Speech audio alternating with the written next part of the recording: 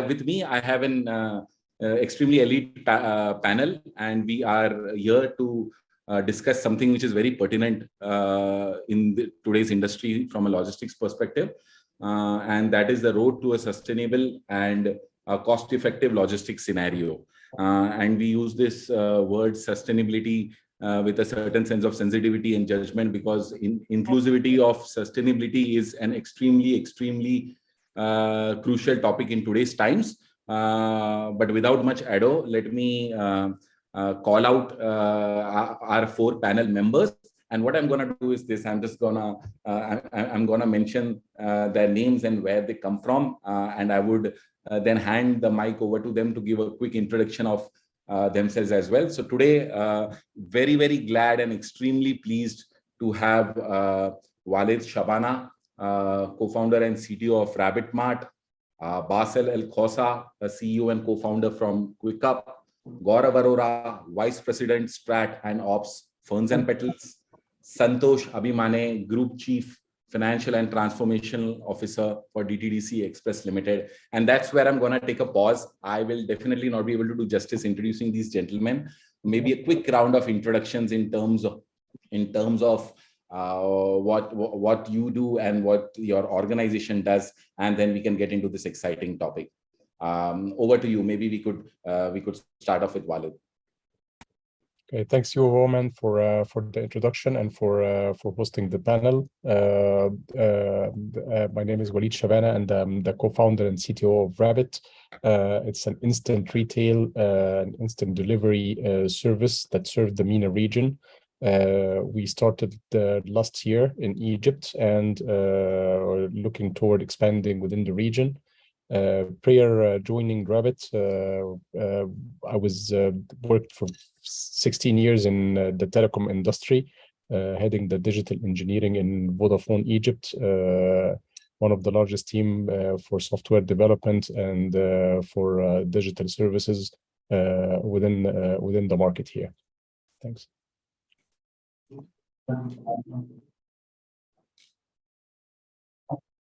Thanks. Santosh? Hi, good afternoon, Vohuman, and thank you to the Shipsy team for having me. My name is Santosh Abbimane. I am the Chief Financial and Transformation Officer for Dtdc. Dtdc is a well-known logistics brand and organization in India.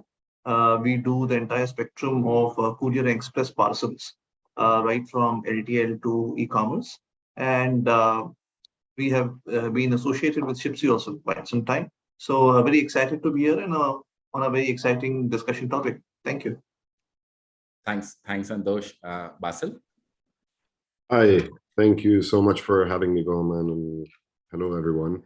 My name is Bassel Koussa. I'm one of the co-founders and the CEO of Quiqup. Quiqup is an e-commerce logistics solution for targeting enterprise retailers, SME retailers that are doing business online. We make it simpler for businesses to be able to deliver their parcels. We handle the integrations and the operation for delivery with a real focus on fast delivery, on demand, 4 hours, same day late cutoff. I've been working in Quiqup for the past 8 years. The background is venture capital and supply chain. Thanks, Bassel. Gaurav? Hi, everyone.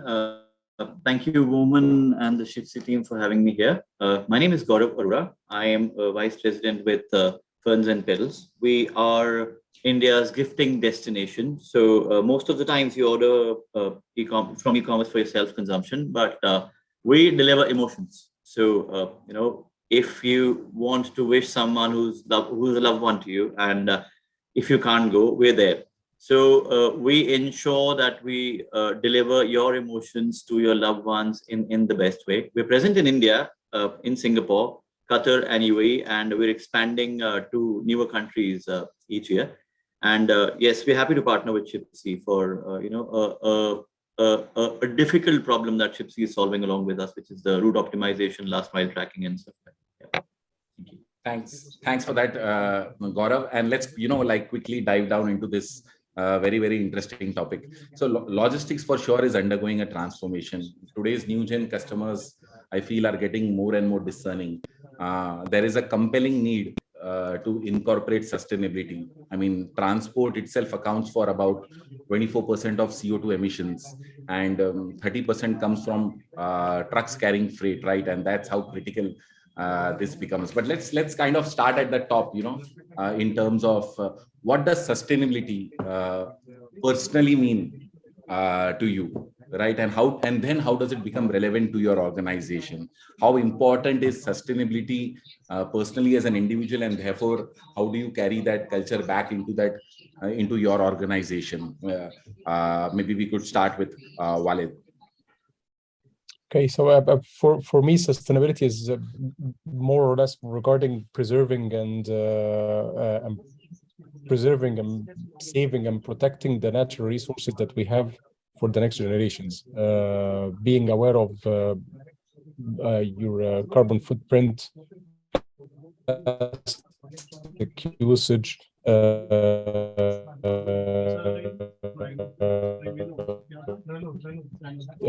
pollution, all of that, health issues. This is what sustainability is, from my point of view, looks like.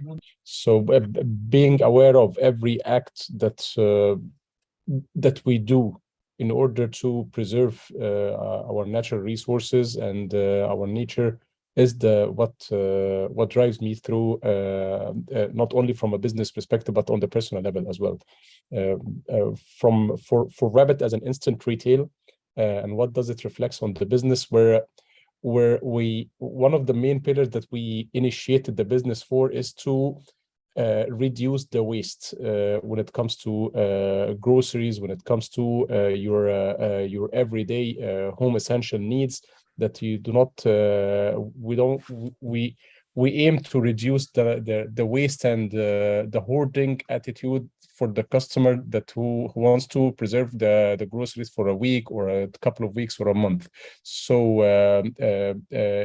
instead he goes for the instant shopping and instant demand. We promise the delivery for 20 minutes, and this is one of the core pillars for our business to reduce the waste when it comes to groceries. The other part is that we'll build our business model on dark stores, which means I would recall the Soham, he mentioned 2 points: the reduce the distance travel for the logistics part. So the dark store model, by definition, reduce, because you serve a limited geographical area across your a service or a limited geographical region with a limited pool of customers. Yeah, makes sense. Preservation, that's a very, very, very key takeaway. Thanks for that. Bassel, your thoughts?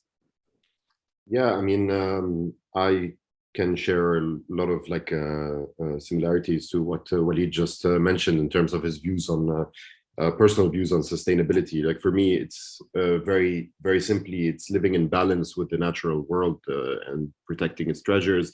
But it's also, at this point in time, it's also reducing the acceleration of creation of inhospitable environments for us as humans and for other species on this planet. When it comes to our organization, for us at Quiqup, I mean, the main emissions result from these deliveries, right? With these journeys that we're making every single day to our end customer. However, the whole approach of Quiqup is towards kind of faster delivery, towards more efficient last mile, and that is the main problem that we're solving. We're solving a problem of making routes as dense as possible and making routes as short as possible in order to basically decrease cost, but in tandem also reducing emissions and shortening journeys taken per parcel. Another point is that, what we have helped a lot of retailers recently do is not just follow the traditional distribution center model, where it's a distribution center operation of picking and packing parcels that are then delivered into our cross-docking facility and then delivery. For us, we're also unlocking the local retail space by offering direct point-to-point delivery from retail stores and integration with those retail stores as well. So that is allowing for inventory to be captured from a closer pickup point to the end customer, and therefore reducing those distances that are being covered and leveraging what has already been brought into the local space as well.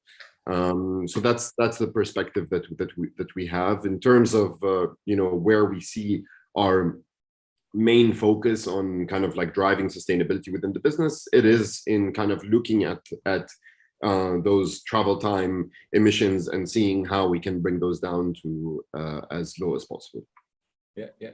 Thanks for that, Bassel. And you make a great point about creating a hospitable environment for us and our species. Gaurav, your perspective on what sustainability personally means to you and then your org? Yeah, sorry, I actually got kicked out due to some internet issue. I think that needs sustainability too. So sustainability to me is the ability to exist and develop, without depleting the natural resources that are there for future. Well, sustainability will primarily ensure that there's better quality of life for everyone now and the generations to come. It's about making choices based on need and the current internal factors rather than being influenced by something which is external. Reducing carbon footprints is to be the biggest focus area for us as a community. Otherwise, the way the environment is behaving, it becomes late very soon. So start today, start thinking sustainability, start implementing sustainability, and that is how I would see it. That's pretty cool. So you speak about making choices and making the right choices at that. Thanks so much for that, Gaurav. I'm gonna ask Santosh this, and I'm going to also add a corollary question around this to you, Santosh.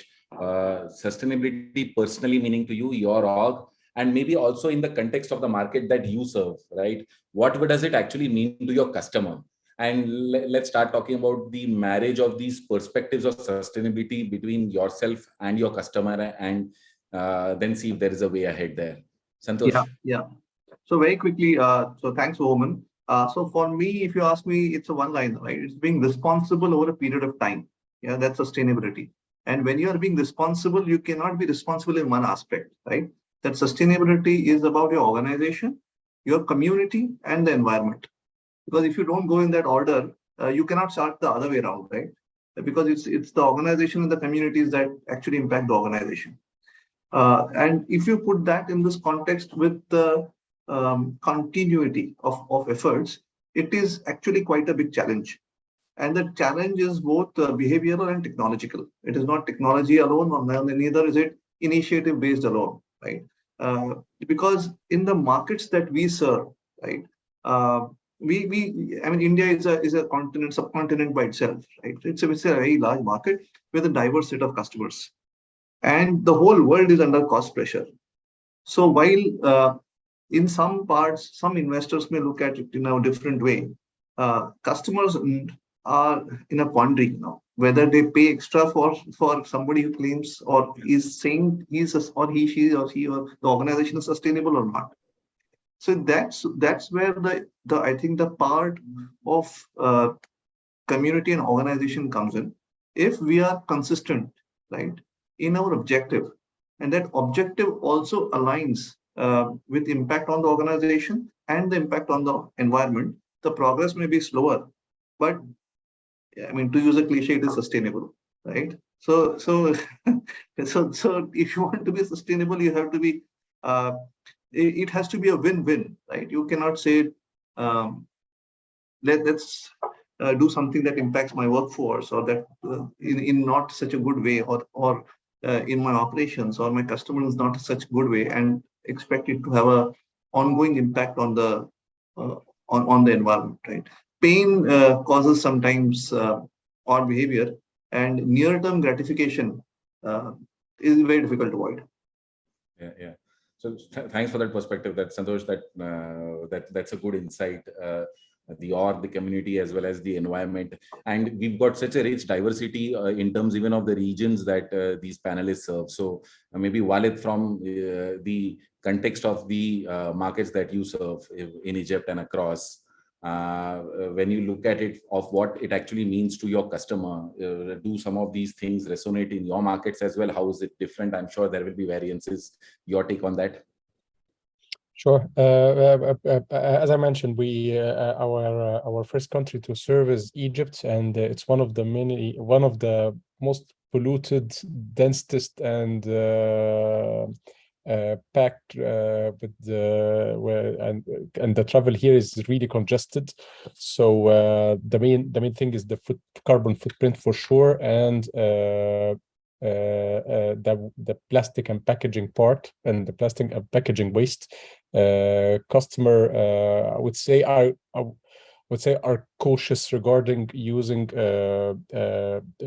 cars and vehicles. Most of the delivery here are based on bikes, and moving towards electric bikes and scooters, and even by foot, due to the narrow streets and due to the congestion within the traffic. So people gives aware to and are cautious about using big vans or huge trucks in order to make long trips for delivery. The other part, which is the packaging and the plastic waste, it's more or less regarding the logistics as well. And here, we're lucky that most of the industry, most of the packaging industry here are a 50-50 balance between using plastic packages and using cartoons and paper-based packages.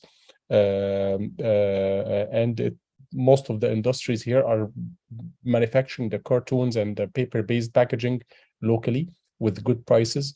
So customers do appreciate when your packages are recyclable, and avoid the percentage of plastic packages used as much as possible.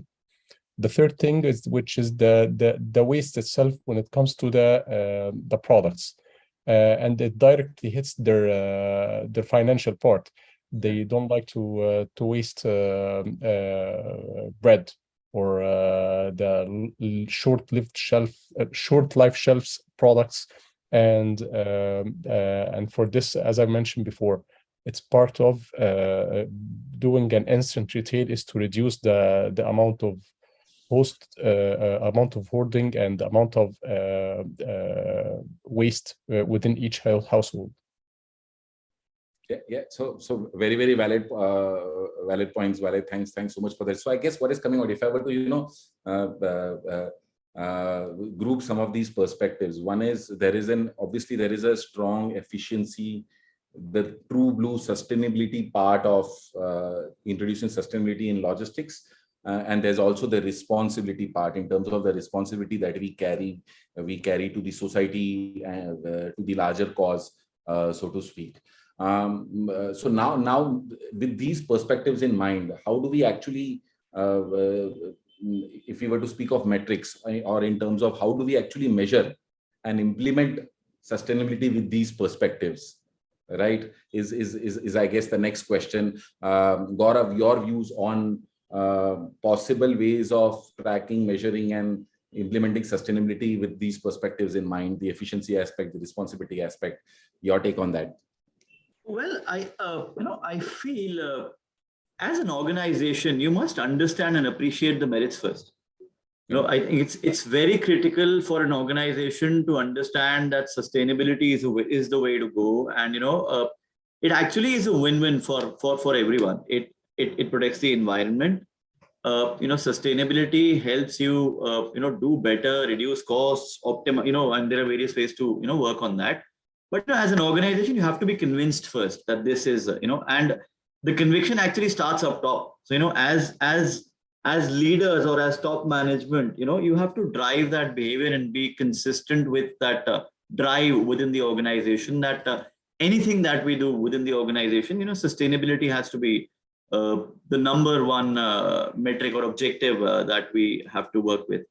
In terms of metrics, measurement, different organizations will have different measures of successes, if I may say. So let's say for us, it will be orders per rider. It will be the most optimized route, and obviously, it's an evolving situation. It's an evolving market and community also.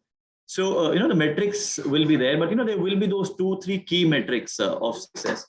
But as I said, first, the conviction within the organization that this becomes the North Star of the organization, that we want to do that is the first thing. Yeah. And as I said, that's about it for now. Yeah. The ultimate buy-in, that exactly what you said, the North Star, this is what we are chasing and this is what we really want to do. Makes sense, Gaurav. Santosh, your view on actually being able to implement sustainability with these perspectives that we spoke about? So great question, Vohuman. So first of all, there are frameworks that are available, right, that help you frame your progress. It can be isometric, or there are some other frameworks that help you define what goals you want to achieve. Because unless you have that conversation, it is very difficult to know where to start with, right? I mean, everybody talks about sustainability, but how do you make somebody responsible? And if you make somebody responsible, what does that person do? And how do you know progress has been made, right? So some of these frameworks that are available publicly and can be implemented with the help of others. And Dtdc is also associated with the DPD group, right? And they have some of these measures already implemented and in place, and we are trying to learn from them. So for example, we know we are doing, 90%, 95% of our deliveries are ICE vehicles, right? So can we reduce that? That's a simple metric, right? It may be a metric, but once you start measuring and publishing that metric, right, saying X kilometers not on ice, X kilometers on ice. So it sets you off on that journey, because once that one metric is published, then you go to another one, right? So it could be, and these are very simple steps, like how much electricity that you're using are you generating from a green source, right? And in logistics companies, we have that opportunity because we have large hubs, so on and so forth. And we have both CAPEX and OPEX models for that. So it gets married to efficiency also, right?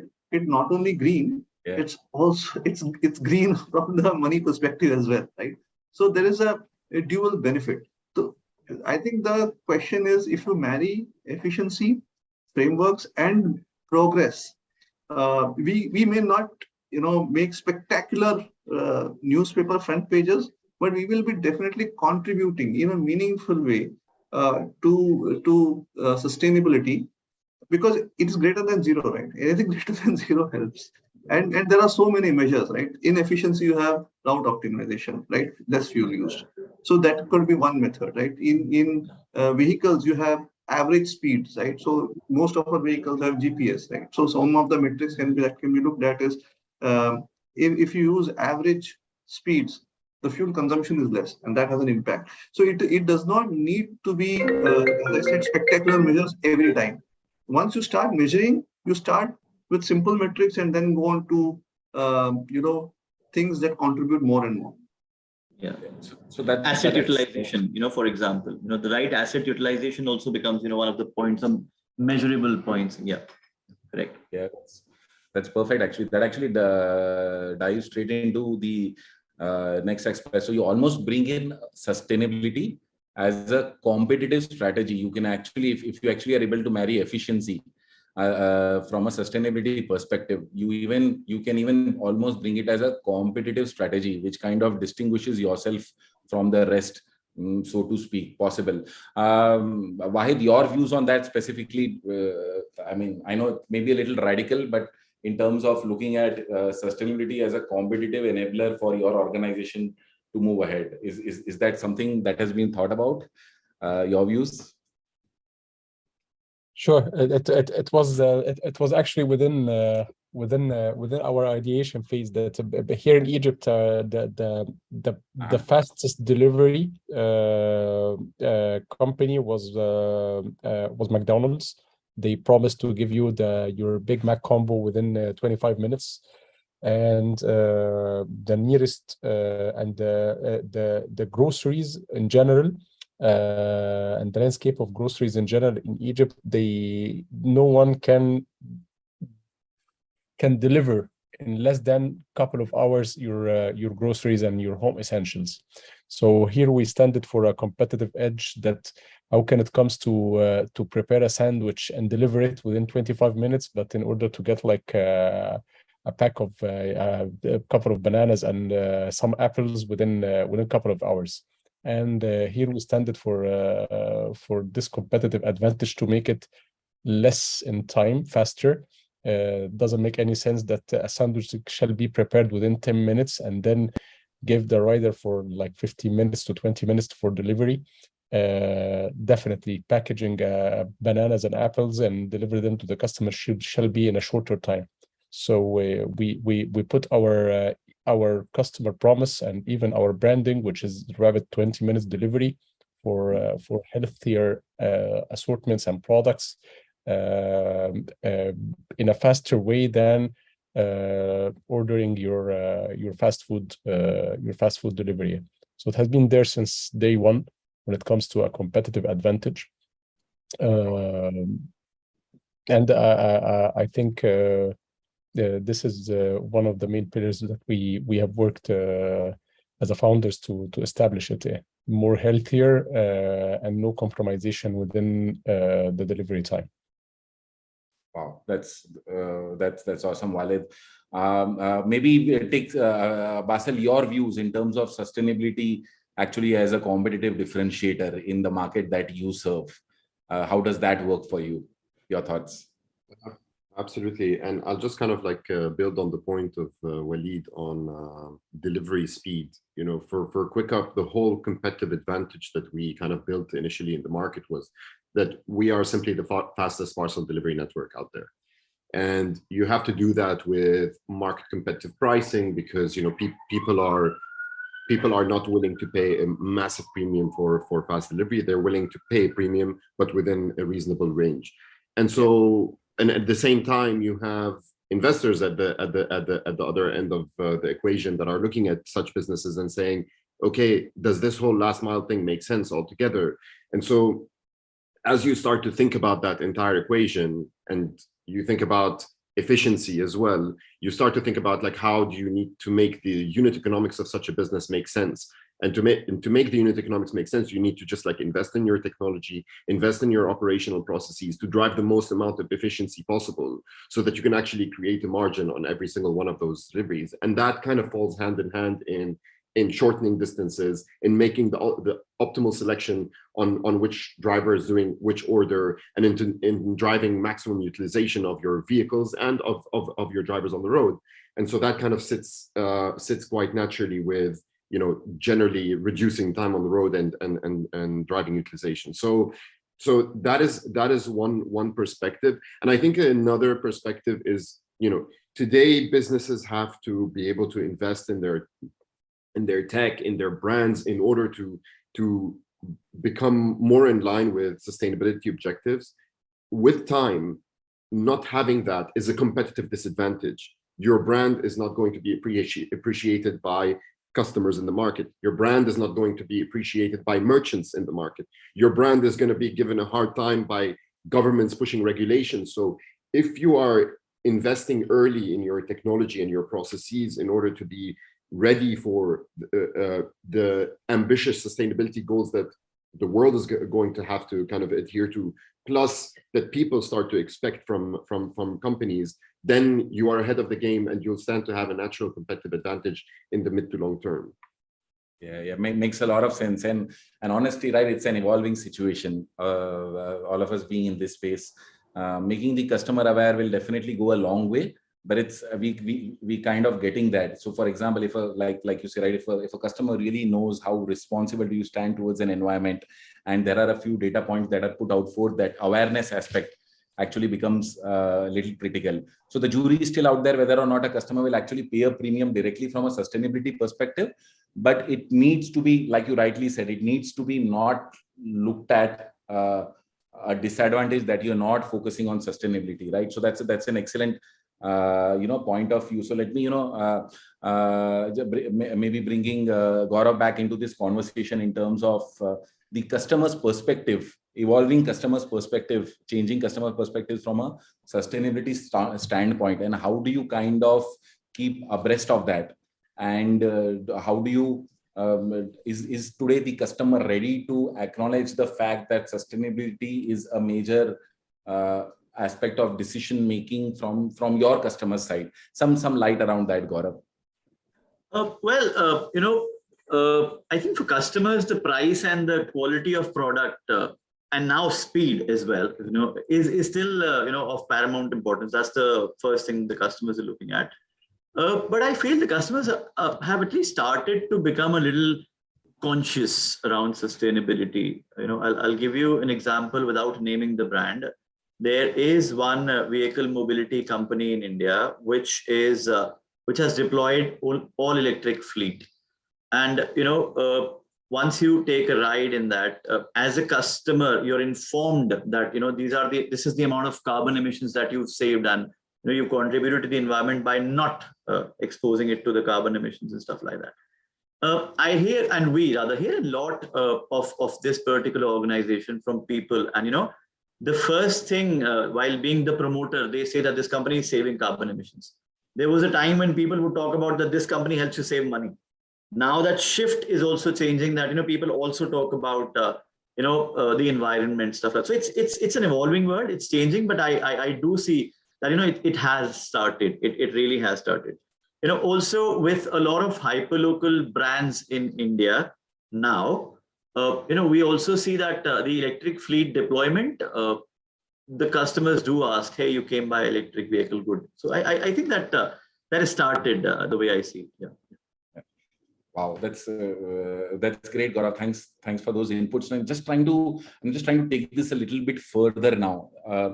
Now that we are changing bits of our model to incorporate sustainability, I'm sure there would be trade-offs, right? In terms of what are we willing to give or partake to ensure that we deploy sustainability, so to speak, right? So maybe, and let me open this question to the panel, Walid, in terms of trade-offs that and I know you obviously you've been you've been a startup and you've experienced phenomenal growth through your tenure.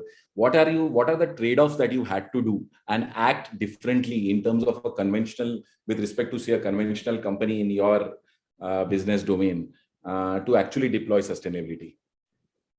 Okay, let me give you the perspective on the personal level, just to give you a trade-off. How does it look a trade-off for to initiate something here? What is the trade-off of having a healthy life?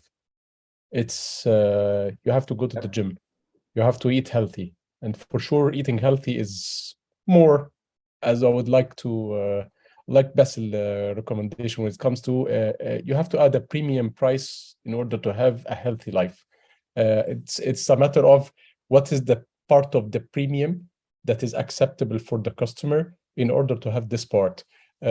Being healthy, it's all about the long game. It's not about the short game. It's about, okay, I'm going to the gym, I'm practicing every day for a couple of hours in order to have a healthy long life.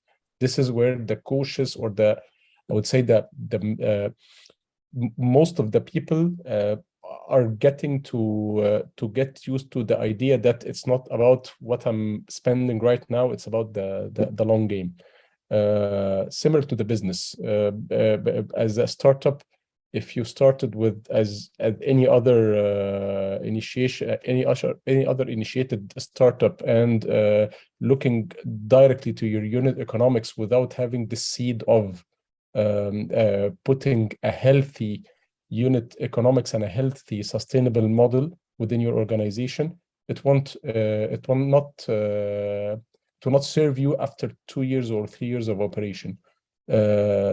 Same as when you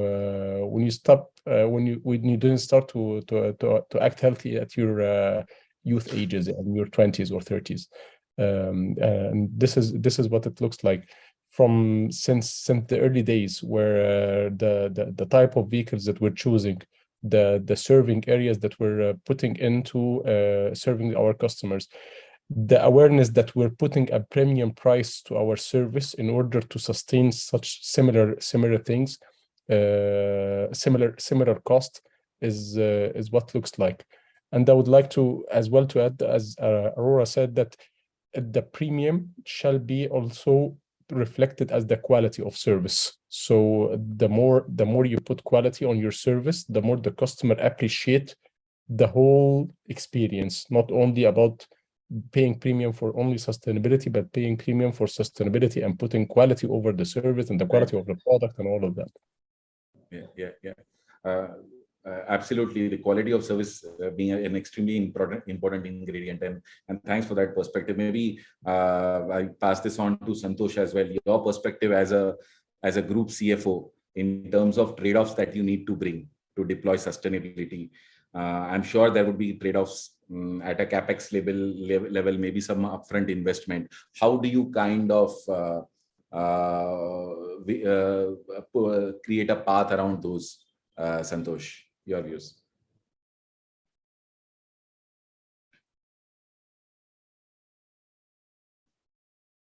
I think maybe we've lost Santosh for a bit. All right, maybe let me pass on that question to Bassel. Bassel, your view in terms of having to manage these trade-offs, right, with whatever initial investments that you have to do, not just maybe in terms of money, but time and effort. How do you kind of, as a CEO, how do you kind of weave around this? Well, I think that it should not be a trade-off. I think first of all, the whole culture of the organization should be built around these objectives, right? So I think that hello.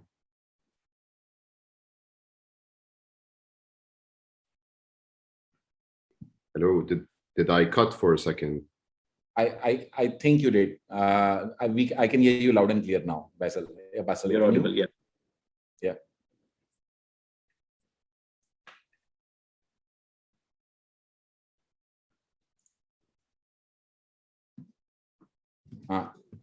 Am I audible, Bassel?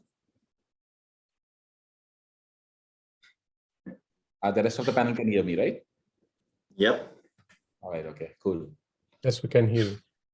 All right. Cool. So maybe I think Bassel might be having some issues. It seems like I was cut out for a second, guys. Sorry about that.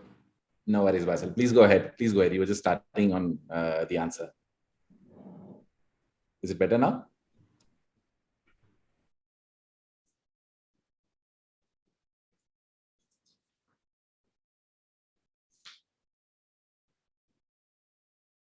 So let me quickly go around the panel as well. Walid, if you can hear me, am I audible right now to you? Yes. Walid, just your take in terms of the trade-offs to be done to deploy sustainability. How would you look at it from that aspect? As I mentioned during my answers, it's all about compromising and do not compromise the healthy life, your healthy lifestyle, and your healthy and putting a healthy unit economics over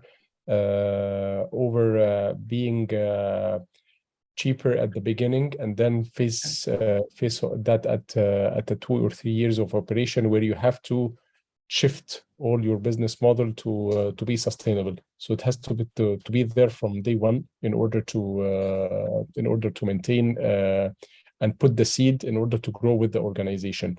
So there is a trade-off, yes, but the more you're aware of the trade-off and putting a premium on your price on every thought that you're putting in your business decision, and let the customer know that, and let the customer be aware of that. This is the long game. This is where you will end up having a 3 or 4 or 5 years operation, and being sustainable is in the core of your business. Yeah. So thanks for that, Walid. I guess one really strong thing that is coming out of this conversation is that sustainability cannot really be a flavor of the month, right? Or a one-time exercise. It's got to, and it definitely is not an easy thing to do by any stretch of imagination. We almost have to look at it from a continuous improvement perspective, right? Within the ethos of each of our organizations, right? So, and that's quietly coming across in each of these from a view perspective. So interesting perspectives for sure. One question for sure, say for example, and before I open this out to Q&A to the audience as well, one final question before we do that. What is the one thing that we think that the audience can take back today to kickstart on that path to greener and cost efficient logistics? If I were to ask, say, Walid, one thing that the audience can take out from today's discussion, what would that be? I would recommend being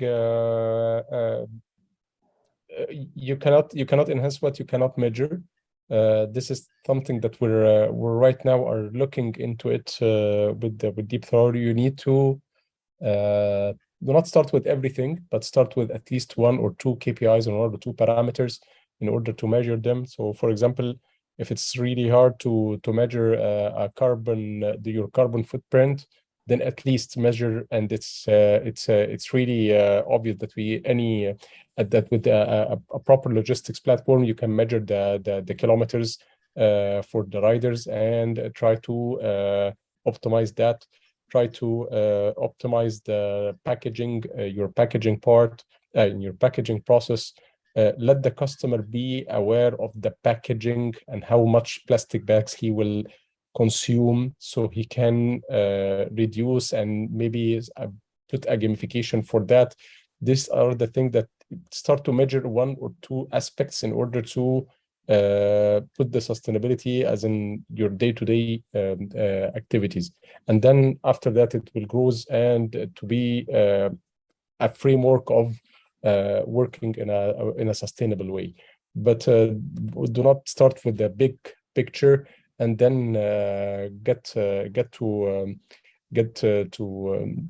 would say to the dilemma where I shall start from. Start at least with the basic steps, and then the whole model will appear to you at a later stage. Yeah, so essentially just start somewhere. And I love what you say I love it when you say you cannot enhance what you can't measure, right? So and that's, I think it's essentially at the crux of it. Thanks for that, Walid. Maybe this question over to you, Santosh, if you can hear me. What is that one thing that the audience can take back today to kickstart on this path of cost-efficient, greener logistics? Santosh, your view on that, one thing to take back.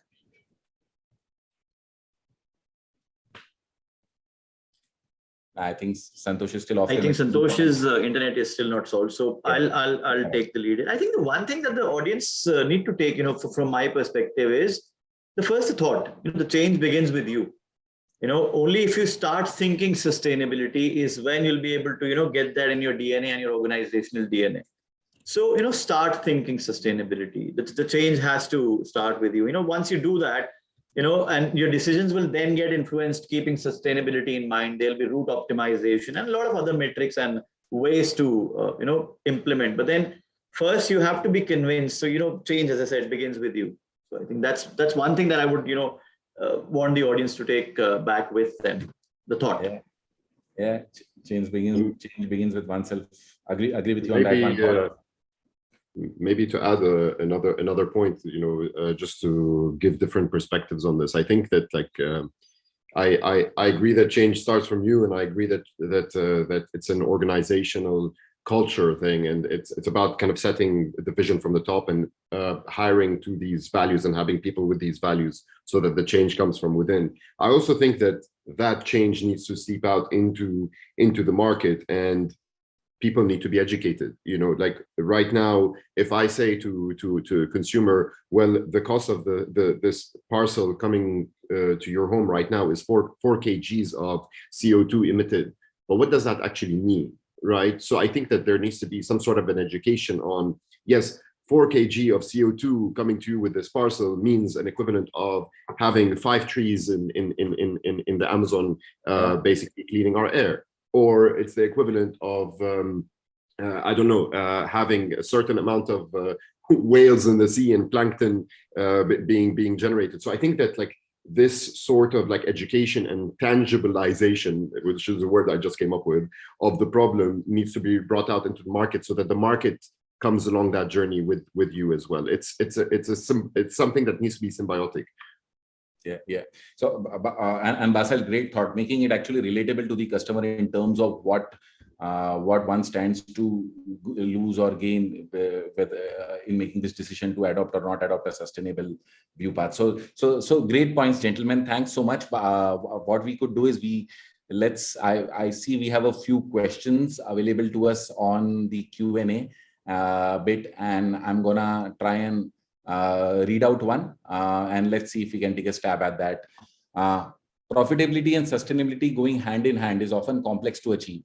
What kind of journey and how long of it should a logistics service provider plan for to achieve this balance? Anybody on the panel want to take this one? I mean, I'll take that one up front, and then, all the rest can add. See, it's not a one-day activity. It's a long journey. We just spoke about the trade-offs, and one of the trade-offs is also the time and energy spent on it. So, it won't happen overnight for sure. Different pieces of businesses will have different time frames. But, as at the end of the day, you also take sustainability as a factor which will actually bring in more customers to you, more aware customers to you. So let's say there are two companies doing the same thing, and one of them is contributing towards environment in terms of saving the CO2 emissions and everything else. There will be a time when the customers will probably go towards that company.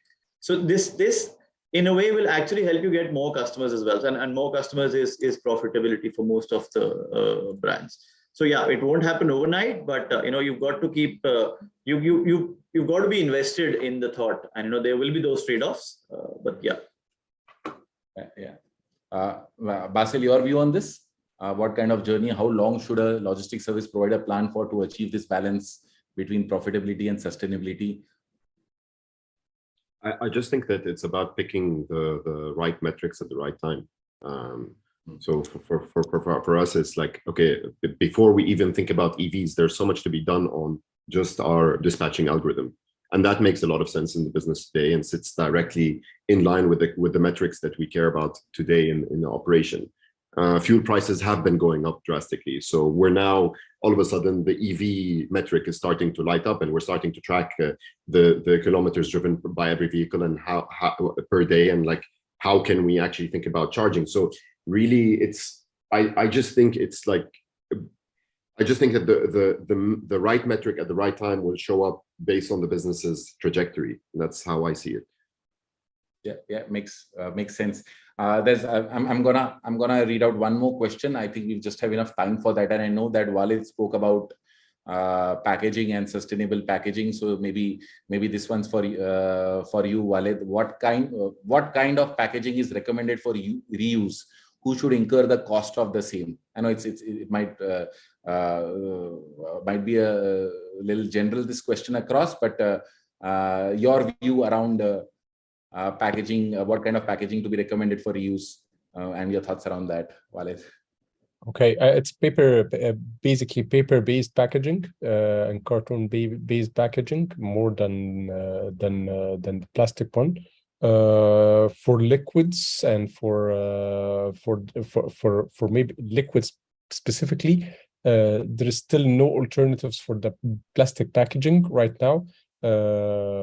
However, the plastic one, the recycled one, is better than the Tetra Pak based one or the preservatives one. It's more cost effective, and it's more recyclable than the Tetra Pak packaging one.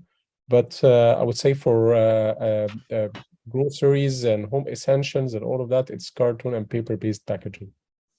Okay, that's awesome, Walid. Thanks for that. I see Santosh is back as well, so maybe I can put this question in front of Santosh as well. Santosh, what is the one thing, if you were to give away one thing as a as a takeaway to the audience to kickstart on the path to greener and cost-efficient logistics, what would that be? I think the simplest is start to measure improvement. Don't measure absolutes. Correct. So because when we look at the overall carbon footprint, it can be daunting. So just start to measure what you are changing. And that itself is a huge mindset change and an accelerator for further steps on the path to sustainability. Because once we take one step, every journey begins with a step, right? Single step. So if we take that one step, look at an improvement, measure and report that improvement, it becomes far easier to put a framework in place and ensure progress is done. That would be my point. Perfect, Santosh. Thanks so much for that. I see one more question, and I'll kind of try and see if I can self-serve that question, so to speak. How to track, monitor my organization's carbon offset efforts, and I assume that this is in context with around logistics for sure. So obviously there are logistics tech providers. I mean, as a logistics tech provider ourselves, we've taken quite a few efforts around those lines. So I'm gonna self-serve that answer right there, but I'm happy to have a conversation around that for sure. So obviously there are logistics tech providers. I mean, as a logistics tech provider ourselves, we've taken quite a few efforts around those lines. So I'm gonna self-serve that answer right there, but I'm happy to have a conversation around that for sure. This has been an extremely engaging conversation. Really loved the last 45 minutes that went by. Thanks so much, Walid. Thanks so much, Bassel, Gaurav, Santosh, for being a part of this conversation and joining in. Truly appreciate the inputs that you've put in, and hopefully look forward to a few more conversations like this in the near future. With that, gentlemen, thanks so much for your time, and I hope this has been of great viewing and great hearing to the audience as well. Appreciate your time. Thanks so much. Thank you for having me here. Thank you. Thank you.